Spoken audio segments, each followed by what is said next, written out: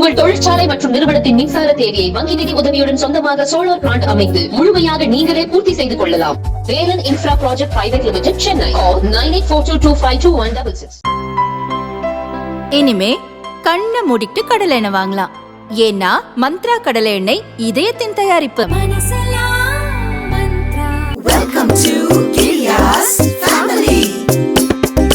Giriya's family, always number family. அன்புள்ள Giriya's, இது நம்ம family.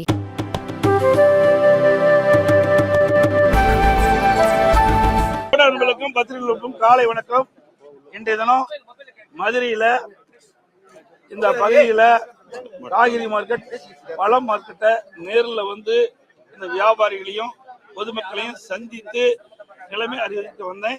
இப்போ 2 பகுதியிலையும் காய்கறி மார்க்கெட்டையும் பார்த்தாச்சு, பழ மார்க்கெட்டையும் பற்றியாச்சு. இன்றைக்கு எப்படி விளைச்சல் இருக்குது, என்ன விலை இருக்கு என்பதை கேட்டு தெரிஞ்சுக்கிட்டேன். இன்றைக்கு வறட்சியா இருக்கிற காரணத்தால விளைச்சல் சில இடத்துல குறைவா இருக்குது, அதனால விலை அதிகமா இருக்குன்னு சொல்லியிருக்காங்க. ஆட்சியில இருக்கும் போது வந்து இழிவா பேசுறதும், அதே போல எதிர்கட்சி தலைவர் ஆயிட்டா அப்புறம் நீலிக்கண்ணி வடிப்பதும் வேடிக்கை ஆயிருச்சு எடப்பாடிக்குன்னு சொல்லிட்டு திமுக ஒரு அறிக்கை விட்டு. எந்த அடிப்படையில் நீங்க கேள்வி கேட்கறீங்க? அறிக்கை எந்த அடிப்படையில விட்டாங்கன்னு அதை நீங்க சொல்லுங்க, அப்பதான் அதுக்கு பதில் சொல்ல முடியும். அதையே வேணுமென திட்டமிட்டு எதிர்கட்சியை சேர்ந்தவர் வேற வழி இல்ல பேசுறதுக்கு, அதனால இப்படிப்பட்ட ஒரு அறிக்கையை வெளியிட்டிருக்காரு. அது உண்மை இல்லை. அனைத்து இந்திய அண்ணா திராவிட முன்னேற்ற கழகத்தை பொறுத்த வரைக்கும் எப்பொழுதும் ஒரே நிலைப்பாடு தான். இன்றைக்கு நாங்க 10 ஆண்டு அதிமுக ஆட்சியில இன்றைக்கு அரசு ஊழியர்களுக்கு ஏராளமான திட்டங்களை கொடுத்திருக்கிறோம். அவ்வப்போது மத்திய அரசு அகவலைப்படியை உயர்த்துறாங்க. அந்த காலகட்டத்துல பிடித்தம் இல்லாம அரசு ஊழியர்களுக்கு அகவலைப்படி கொடுத்தோம். ஆனா இந்த திராவிட முன்னேற்ற கழக ஆட்சிக்கு இந்த 3 ஆண்டுகள 2 முறை 6 மாதம் அந்த அகவலைப்படியை வந்து பிடித்த செஞ்சுதான் அரசு ஊழியர் கொடுத்திருக்காங்க. ஆகவே இன்றைக்கு அரசு ஊழியர்களுக்கு கொடுக்கப்பட்ட வாக்குறுதியை திராவிட முன்னேற்ற கழக அரசு நிறைவேற்றப்படவில்லை.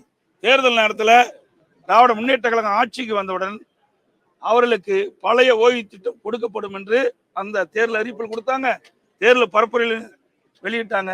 ஆனா இதுவரைக்கும் பழைய ஓய்வு திட்டத்தை நடைமுறைப்படுத்துவோம் என்று திமுக அரசு அறிவிக்கவில்லை, திரு ஸ்டாலின் அறிவிக்கவில்லை.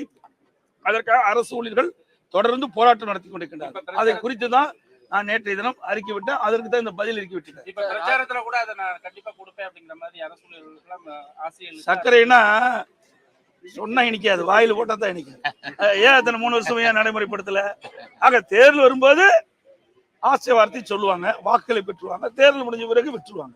அதுதான் திமுகவுடைய வாடிக்கை.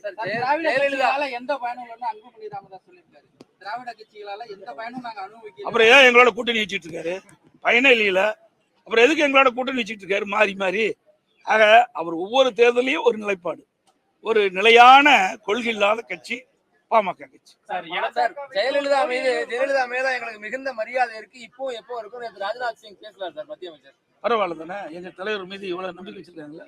அனைத்து இந்திய அண்ணா திராவிட முன்னேற்ற கழக தலைவர்கள் எப்படி ஆட்சி செய்தார்கள், மக்களுக்கு எப்படி தொண்டாற்றுகள், அதெல்லாம் தெரிந்த காரணத்தால எதிர்கட்சியினர் கூட, எதிரணியில் இருக்கின்ற கூட எங்க தலைவர்களை புகழ்ந்து பேசுவது எங்களுக்கு மகிழ்ச்சி. இல்ல, உங்க வாக்குகளை குறி வச்சு அவங்க பேசலையா? வாக்குக்கு இதுக்கு என்ன சம்மந்தம் இருக்குது? வாக்குக்கு இது அதிமுக கட்சி, பாரதிய ஜனதா கட்சி. நல்லது செய்தா நல்ல பண்புள்ளவர்கள் பாராட்டுவாங்க. அந்த நிலையில அவருக்கு பாராட்டு. நல்லா செஞ்சா உங்களால சார் பாராட்டுவாங்க, தலைவர்களை பாராட்டுறாங்க. ஆமாங்க, மறைந்த தலைவர்கள் தானே பாராட்டுவது மரபு. மறைந்த தலைவர் தானே பாராட்டணும். இன்னைக்கு அவர்கள் நாங்க இருக்கிறோம், எங்களை அவர்கள் இருக்கிறாங்க, எப்படி எங்களை பாராட்டுவாங்க? சார், முதல்வர் பிரச்சார கூட்டத்தில் பேசும்போது எடப்பாடி பழனிசாமி அவங்க அதிமுக குத்தகைக்கு எடுத்திருக்கிறாரு அப்படிங்கிற மாதிரி பேசுறாரு. அப்படி அவருடைய கட்சி குத்தகைக்கு எடுத்திருக்காரு. இன்னைக்கு திமுக வந்து அது ஒரு கார்பரேட் கம்பெனி, அவளுக்கு பழக்க தோசை விடாது. நாங்க அப்படி இல்லை. நான் ஏற்கனவே எல்லா பொதுக்கூட்டலையும் சொல்லிட்டேன், நான் ஒரு தொண்டை, தலைவர் கிடையாது. அவர்கள் போல குடும்ப வாரிசு அரசியல் அதிமுகவில் இல்லை. 100% பாருங்க, இந்த வரலாறு பாருங்க.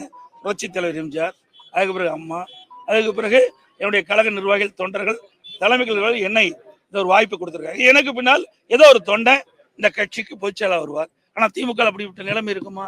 கிடையாது. அவர்கள்லாம் குத்தகைக்கு எடுத்து நடத்துகின்ற கட்சி திமுக கட்சி.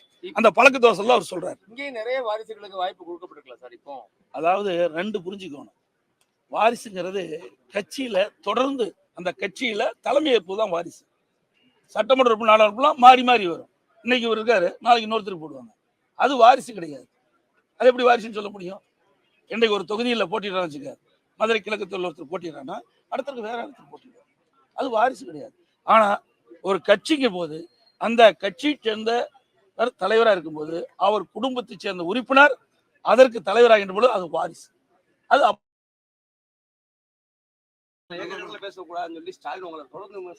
நான் என்ன போய் நான் தெளிவா எல்லா பொதுக்கூட்டிலும் சொல்லிட்டேன். நான் என்ன போய் பேசுறேன்னு அவர் விளக்க வேணும். ஆனா அவர் தொடர்ந்து போய் பேசிட்டு இருக்காரு. என்னெல்லாம் பேசிட்டு இருக்காரு. நான் எல்இடி போட்டு காட்டல. இன்னைக்கு சென்னையில மிக்ஸாம் புயல் வந்தது. இப்படிலாம் போய் பேசினாங்க. உங்க ஊடகத்தில் இருக்கிறதா செய்தி தான் வெளியிட்டேன்.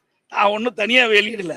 உங்க ஊடகத்தில் படம் பிடிக்கப்பட்டு தொலைக்காட்சியின் வாயிலாக வெளியிடப்பட்ட செய்தியே எல்இடியில தெரிவிச்சேன். ஒவ்வொரு அமைச்சரும் ஒன்று சொல்றாங்க.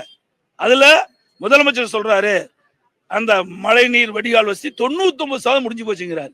எல்லாம் மழை பெஞ்சு மக்கள்லாம் பாய்ச்ச பிறகு அதே துறை அமைச்சர் 38% முடிஞ்சிருக்காரு. இதுதான் பச்சை பொய். அதிமுக பொறுத்த வரைக்கும் நான் மேடை ஏறி பேசுனதுல இது வரைக்கும் எந்த பொய்ன்னு சொல்லுங்க, அதுக்கு நான் விளக்கம் சொல்றேன். அது தெளிவா சொல்லிட்டு மேடையிலே. ஆனா அவர் என்ன தேர்தல் நேரத்தில் 2 சட்டமன்ற தேர்தல் போது 2021 சட்டமன்ற பொது தேர்தல் போது 520 அறிவிப்புகளை வைத்தார். 98% நிறைவேற்றிருக்கிறார். அது பொய் தானே?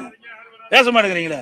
ஊடக பத்திரிகை மூலம் எவ்வளவு திட்டங்கள் நீங்க தானே அந்த 520 அறிவிப்பு வெளியிட்டீங்க ஊடகத்தின் வழியா. அதுல எவ்வளவு நிறைவேற்றி உங்களுக்கு தெரியும். இந்த கேள்வி அவர்கிட்ட கேளுங்க. மிகப்பெரிய பிரகாசமா எழுச்சி இருக்குது. அனைத்து இந்திய அண்ணா திராவிட முன்னேற்ற கழகம் எங்கள் தலைமையில் அமைக்கப்பட்ட கூட்டணிகள் தமிழகத்தில் 39 இடங்களில் வெற்றி பெறும். பாண்டிச்சேரியிலும் வெற்றி பெறும். இடைத்தேர்தலில் விளவங்கோட்டிலும் எங்களுடைய சட்டமன்ற உறுப்பினர்கள் வெற்றி பெறுவார்கள். மக்கள் எழுச்சி பார்க்குறோம்.